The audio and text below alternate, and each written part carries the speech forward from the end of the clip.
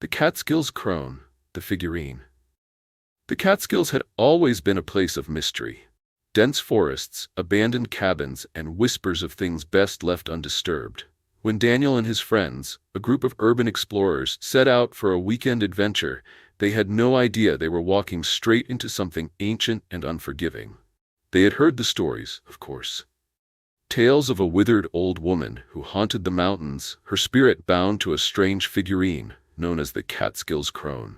People who found the figurine often suffered terrible misfortunes, sickness, disappearances, or worse. But Daniel didn't believe in ghost stories. The group, Daniel, Sophie, Mark, and Jake, set up camp near the ruins of an old, long-forgotten homestead. As the sun dipped below the tree line, casting long skeletal shadows, they explored the crumbling remains of what had once been a cabin. Sophie, the most adventurous of them, suddenly called out, "Guys, check this out!" Half buried in the dirt near the remains of a fireplace was a small, grotesque wooden figure.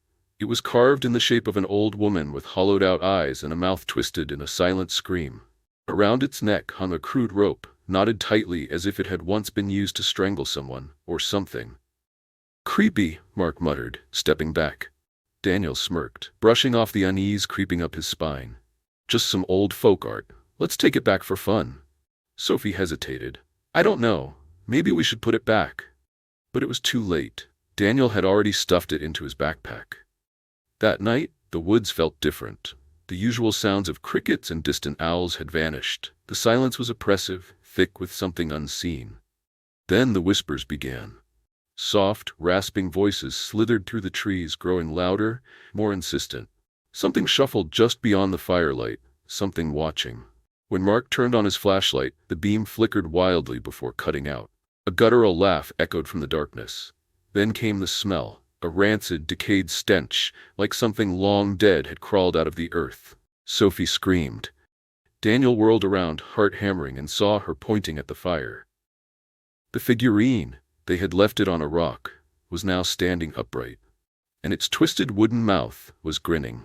Then something moved in the trees, a hunched, ragged shape, eyes glowing like embers in the night, and it was coming for them. The history of the Catskills Crone. Deep in the heart of the Catskill Mountains, where the trees grow thick and the mist clings to the earth like ghostly fingers, there is a legend that has haunted the region for centuries, the tale of the Catskills Crone. Origins of the curse. In the early 1700s, when settlers began to push into the untamed forests of New York, a small village was established near what is now known as Devil's Hollow. Among the settlers was a woman named Margaret O'Dell, a recluse who lived alone in a decrepit cabin on the outskirts of town. The villagers whispered that she was a witch, a woman who consorted with dark forces and placed curses on those who wronged her. When a harsh winter descended upon the village, crops failed and livestock mysteriously perished. The desperate townsfolk sought someone to blame.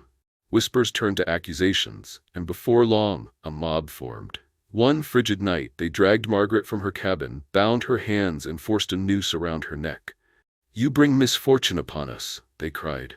Her final words before they strung her up chilled them to their cores. "You take my life, but my soul will not rest.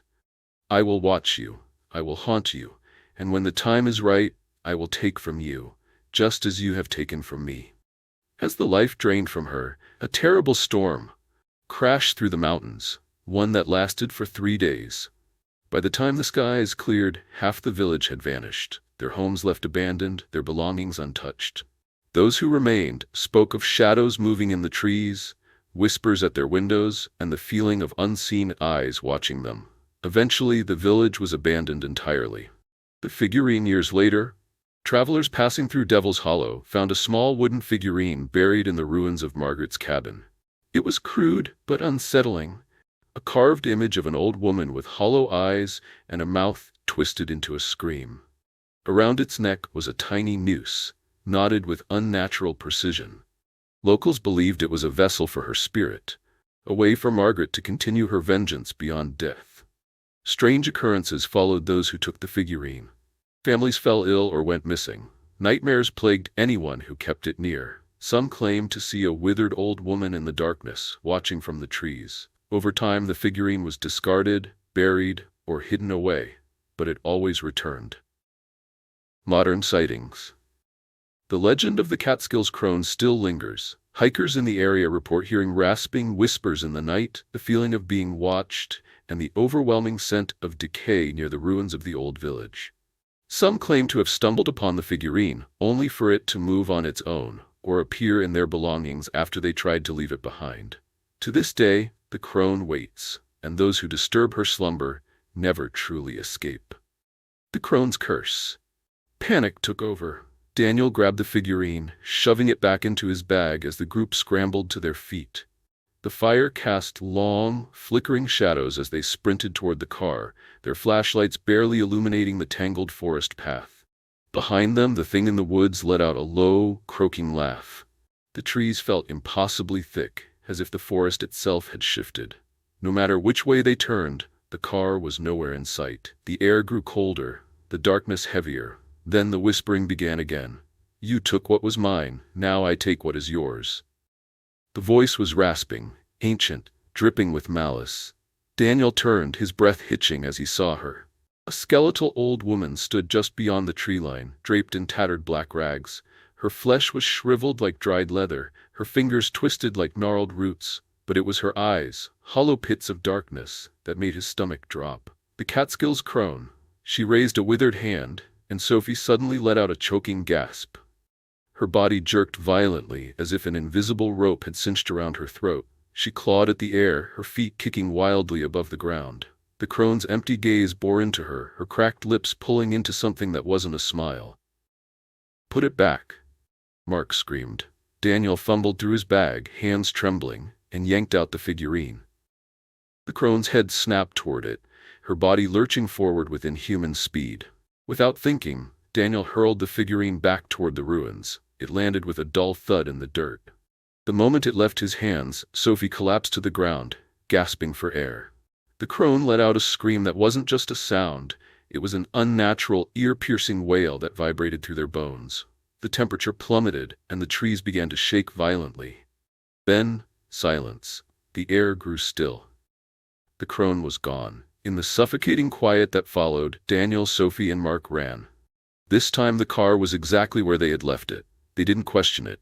They just got in and drove, never looking back. As the miles passed, relief slowly settled in. The nightmare was over, or so they thought. That night, as Daniel lay in bed, exhaustion finally taking over, something stirred in the darkness of his room. A faint, rasping whisper. A laugh. Low and guttural. And in the morning, sitting at the foot of his bed, the Catskills Crone figurine was waiting. The end.